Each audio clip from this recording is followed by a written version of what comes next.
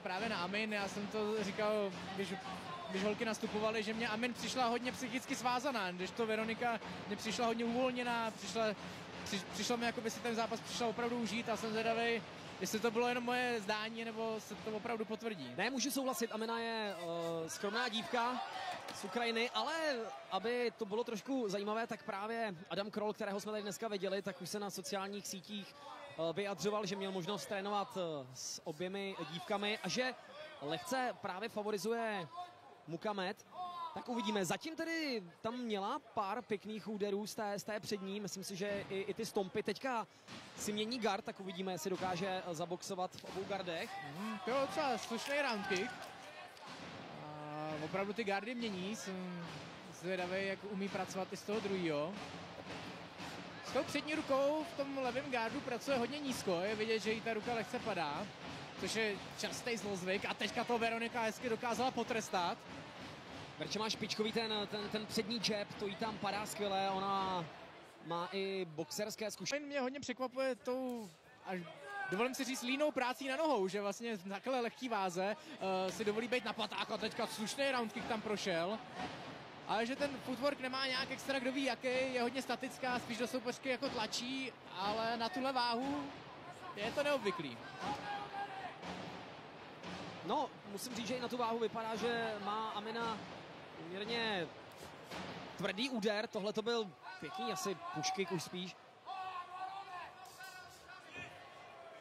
Jsou takové neortodoxní kombinace, sám nevím, jestli Veronika dokáže trochu nacítit soupeřku, protože ten styl...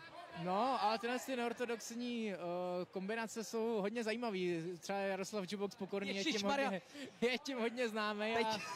A je to právě hrozně nepříjemná věc, protože vy jste zvyklí, že se má nějak boxovat a když ten člověk jako boxuje v uvozovkách špatně, ale účinně, tak se s tím hrozně těžko vypadá. Teď jsem to chtěl říct, Chvápo, měl jsem možnost, ze kterého zatím těží.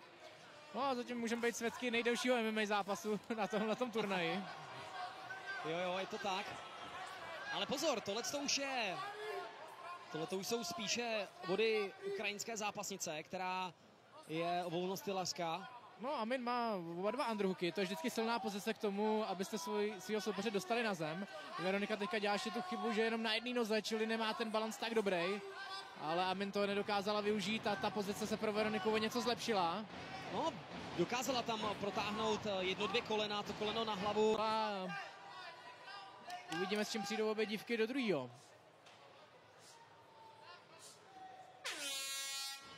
Kolik, že i zajímavá práce pro bodové od svého soupeře a ten check hook už ji tam dvakrát, třikrát dobře dopadnul, takže a teď ho opět zkusila znovu. Opravdu se na to zaměřte a dívejte se na to, protože ho dělá velmi často.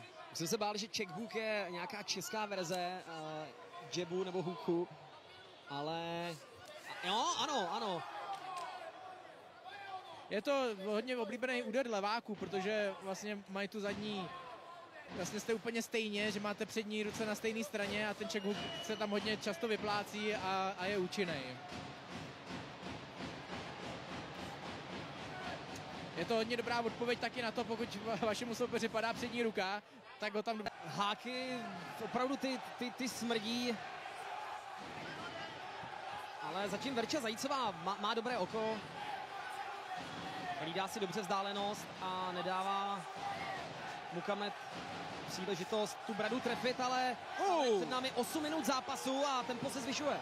No, krásná práce z obou stran. Za mě tím můžeme sledovat krásně vyrovnaný zápas, který může skončit na obě dvě strany. Verča je určitě techničtější typ. No, tak jednoznačně v tom postoji Amin asi není úplně největší technik, jak jsme zmiňovali, ale je to účinný. Nebojí se jít do toho a to je to super. No. To je ten hák.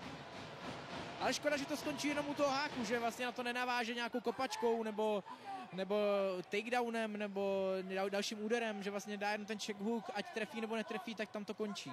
Souhlasím s tebou, že kdyby... tak teď už to tam dopadlo i na bradu a souhlasím s tebou, že kdyby ta kombinace měla o 1-2 údery víc, nebo kdyby tam byl nějaký chytrý kop. A z toho krásně utekla.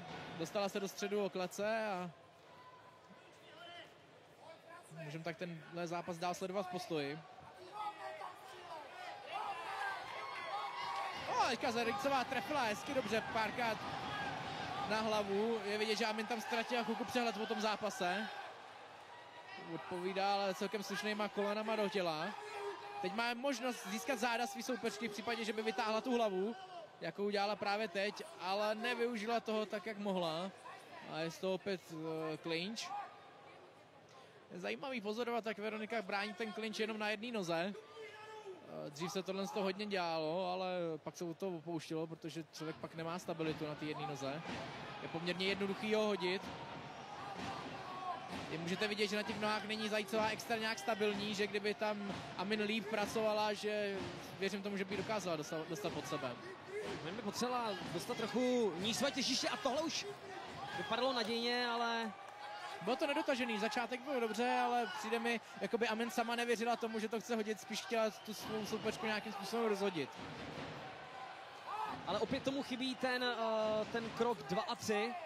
Amin opravdu vždycky udělá kus a zadní, ale tu jsme zatím od Ukrajinky neviděli, asi není tak... Nebo tu kopačku, klidně. No. Háka, high kick, mohlo by to tam dopadnout. Teďka má přední ruku, jen tak pro diváky, aby věděli, co mají pozorovat, jestli Veronika dělá. No a Amin jde po takedownu. Hezky tam nastoupila, povedlo se Veroniku dostat pod sebe, tak teď jsem hodně zvědavý na práci Veroniky ze spodu. Je u klece, což je pro ní výhodná pozice, může se od ní odrazit a použít jí jako prostředek k tomu se postavit, což taky dělá.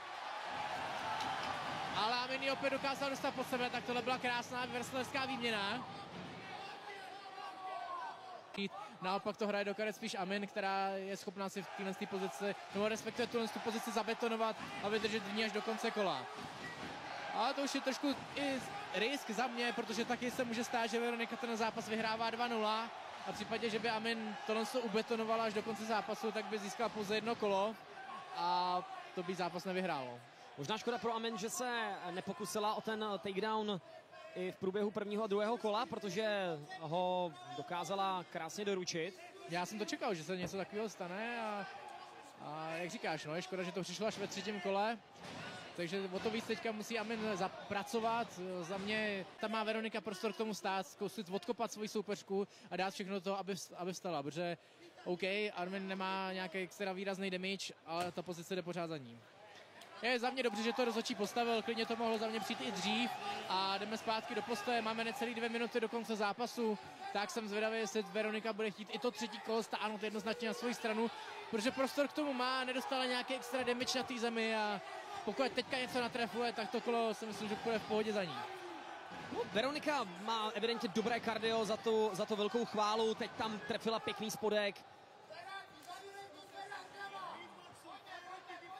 Trenéři říkají Veronice, aby tam zkusila, ale Veronika výborně kontruje, kdykoliv vidí Ukrajinku, která proti ní vyrazí, už tam strká ten přední jab. Ano, ano, poslední 10 vteřin, opět aktivně. No. A jediný ženský zápas. Modrý roh a Amina Mukamed! Wow.